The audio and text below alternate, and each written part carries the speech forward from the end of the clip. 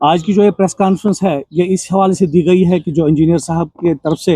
ये कहा गया था कि मैं रिजिग्नेशन पेश करूंगा।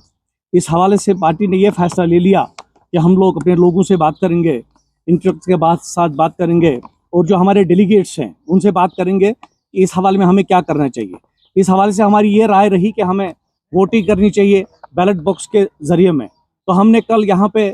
ऑब्जर्वर्स की निगरानी में पूरा दिन हमने इस पे डेलीगेट जो हमारे हैं पार्टी के ऑफिस पे आके हमने इसका वोटिंग करी है और उस वोटिंग का जो भी आउटकम है वो परवेज साहब आपको ब्रीफ करेंगे। अस्सलाम वालेकुम, मेरा नाम परवेज़ अहमद भट्ट है। मुझे अवामी इत्तेहाद पार्टी की जो अहदेदारान हैं उन्होंने एक जिम्मेदारी सौंपी थी कि एक सीक्रेट बैलेट होना है। जैसा कि आपको मालूम ही है कि इंजीनियर रशीद साहब ने एक अपनी राय रखी थी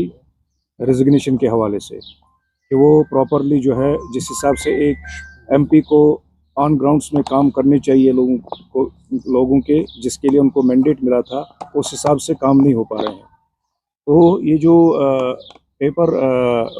वोटिंग का जो पेपर था इस पे 3 ऑप्शंस रखे गए थे। अवामी इत्तेहाद पार्टी की जो भी वहाँ की जो अपनी डिसाइडिंग उसके ऊपर कमेटी है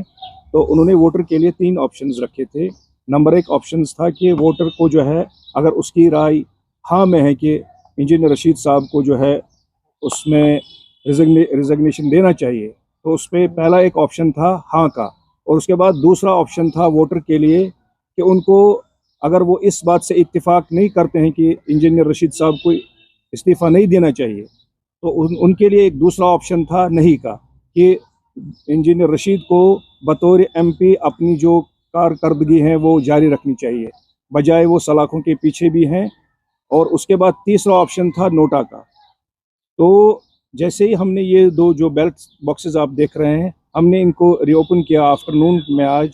तो उसके बाद हमारे पास इसमें जो टोटल नंबर ऑफ वोट्स जो काउंट हुए थे वो थे 773। I am repeating once more, 773 was the total number of votes जो भी कास्ट हुए थे। और उसके बाद जो जिसमें यस का ऑप्शन था कि जो भी मतलब वोटर्स इस में इत्तेफाक रखते थे कि इंजीनियर रशीद साहब को बतौर एमपी रिजिग्नेशन पेश करना चाहिए था, वो 24 वोट थे, 24 वोट्स। और उसके बाद जो मेजॉरिटी ऑफ द वोट्स थे जो इस हक में थे कि इंजीनियर रशीद साहब को एज एन एमपी अपनी जो कारगुजारी है वो जारी और सारी रखनी चाहिए, वो नंबर था 746। और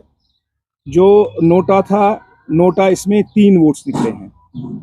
तो ये जो हमारे पास आउटकम आया है इस डेमोक्रेटिक एक्सरसाइज के थ्रू वो इसमें हम ये समझते हैं कि अराउंड 98% ऑफ द वोटर्स जो भी मुख्तलिफ डेलीगेट्स आए थे नॉर्दर्न की जो भी हमारी पार्लियामेंटेरियन कॉन्स्टिट्यूंसी है उसमें लोग इत्तेफाक करते हैं कि इंजीनियर रशीद साहब को बतौर एमपी अगर वो सलाखों के पीछे भी हैं अपनी जो भी उनकी जिम्मेदारियां हैं उनको जारी रखना चाहिए। और उसमें बहुत सारे जो ये डेलीगेट्स थे उनका ये कहना था कि अगर हम 2 साल की उनकी कारगुजारी देखते हैं